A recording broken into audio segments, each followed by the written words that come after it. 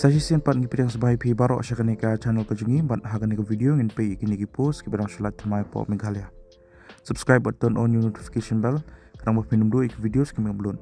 Klaro ban follow yungi hapok ka Instagram account ko jungi. Ba iktu ki ba prepare ki exam kam kum ki exam MPSC lani kini competitive exam. Kla ban join ya ka channel membership karang mo pinyo ik ki jimuntoy.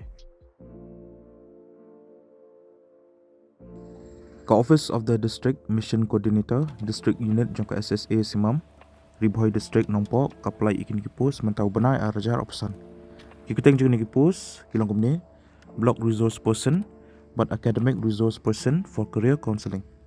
Kelas date dan tarik bakado berpilaban semedi applications kedua pratarik benai September arajar opsan.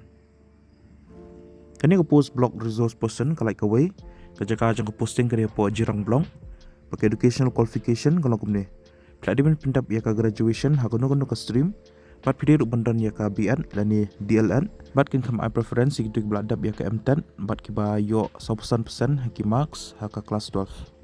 Pidir ubandan computer skill, bat pidir ubandan ya ka experience haka kam hikai minimum R6. Ka salary lani kutula pudi arpo R1000 hak shibnai.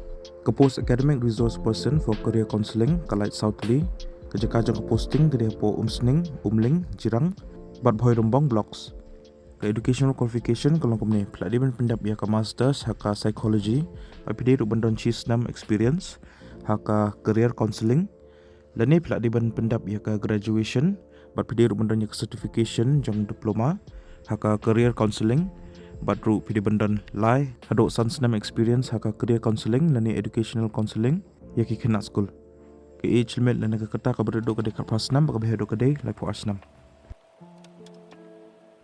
Ki candidates ki belong eligible bagi buku aban apply kini ki post pihak ban download ya ka standard application form pihak ban pendap ya kan ka standard application form baru pihak ban tho you contact number jong pi bat pihak ban xerox ru ya ki documents ki jong pi ben kam bat pihak ban send kini baro syakane ka office IC district mission coordinator District Unit of SSA SEMAM Ribhoi District Nongpo.